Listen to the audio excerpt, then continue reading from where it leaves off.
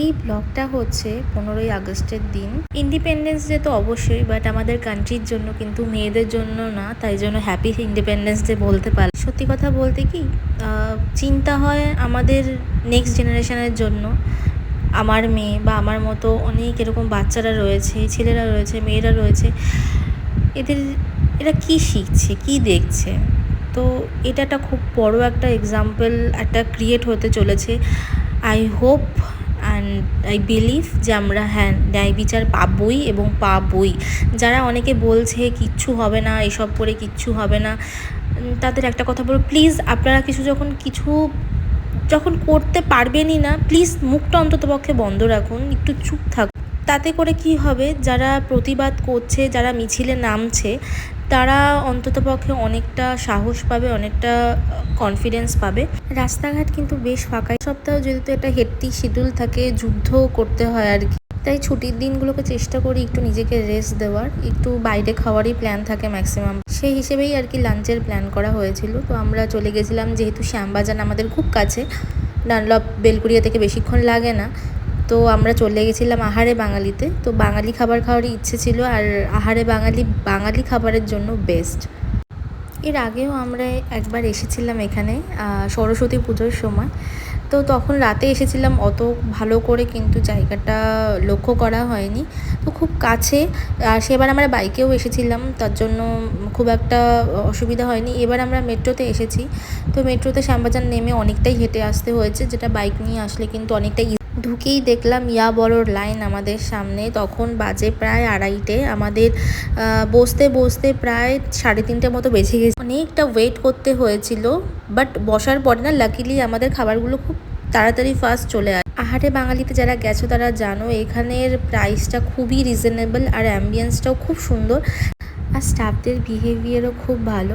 যেহেতু বেশ ক্রাউড ছিল, তাই আমাদের কিন্তু শেয়ার করে বসতে হয়েছিল আর একটা কাপলদের সাথে। ফার্স্টেই আমরা অর্ডার করেছিলাম একটা আমপান্না শরবত, সেটার ক্লিপসটা আমি একদম নিতে ভুলে গেছি।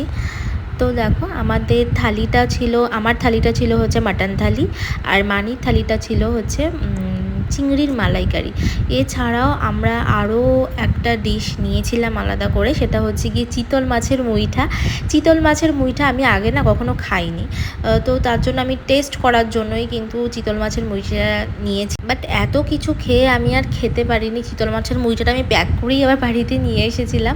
আচ্ছা, এইভাবে কে ডাল আর আলু ভাজা চিপস দিয়ে খেতে ভালোবাসো? আমার খুব ভালো লাগে। আর আমি হচ্ছে গিয়ে শুক্তোর ফ্যান, মানে এত ফ্যান, মানে কি বলবো, আমি শুক্তো প্রচণ্ড ভালো খাই। আর উচ্ছে কাসুন্দি দিয়ে, মানে এইরকম তেতো টাইপের খাবার খুব ভালোবাসি। আমার মতো এরকম পাগল কে কে আছে তোমরা জানিও। তারপর ভালো করে খাওয়া দাওয়া সেরে বিল করতে চলে এলাম। তারপর এখানে দেখো একটা খুব সুন্দর একটা পোস্ট আছে, আমি গর্বিত, আমি বাঙালি। আমরা সত্যিই খুব গর্বিত যে এমন মহাপুরুষকে আমরা পেয়েছি। তারা এই লড়াইটা, ভাবতে পারছো, আজ থেকে 200 বছর আগে করে গেছে। সতীদাহ প্রথা, বিধবা বিবাহ, নারী শিক্ষা, বিভিন্ন রকমের।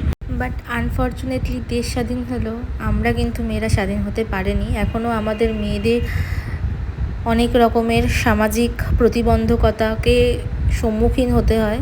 তার থেকেও বড় কথা, এই রিসেন্ট যেই ঘটনাটা, সেটা তো আরেকবার প্রুভ করে দিল যে একটা মেয়ে যদি প্রতিষ্ঠিতও হয় না কেন, তারপরেও সে কিন্তু সেফ নয়। তো যাই হোক, হাতিবাগান থেকে আস্তে আস্তে কিন্তু এই স্ট্রিট বিভিন্ন দোকানগুলো ছিল, সামনেই ছিল রাখি। তো রাখি কিনে নিলাম। আর এখানে না ঠাকুরের জিনিসগুলো খুব সুন্দর সুন্দর আছে। আমি ট্রাম চড়েছি, কিন্তু টিয়ানা কখনো ট্রাম চড়ে। তো নেক্সট টাইম এই প্ল্যানটা করে আসা যাবে। এখন তো আজকে তো স্ট্রিট শপ দেখলে মেয়েদের যা হয় কি, টুকিটাকি ঘরের জিনিস বা কানের দুল বা যে হেয়ার অ্যাক্সেসরিজগুলো দরকার হয়, সেইগুলো দেখার জন্য কিন্তু বিভিন্ন দোকান কিন্তু আমি একটু ঘুরতে লেগে গেলাম। এই দুটো কানের দুল আমার খুব পছন্দ হয়েছিল, এই দুটো কানের দুল আমি নিয়েছি। এগুলো 30 রুপিস করেছিল। আর যেটা বললাম যে এখানে খুব সুন্দর সুন্দর কিন্তু ঠাকুরের ঘাগরা বলো, ঠাকুরের জামা কাপড়, বিভিন্ন রকমের জুয়েলারিস কিন্তু খুব সুন্দর পাওয়া যায়। ভিডিওটা যদি ভালো লাগে অবশ্যই লাইক আর ফলো করতে কিন্তু ভুলো না। দেখা হবে নেক্সট কোনো ভিডিও। Till then, by.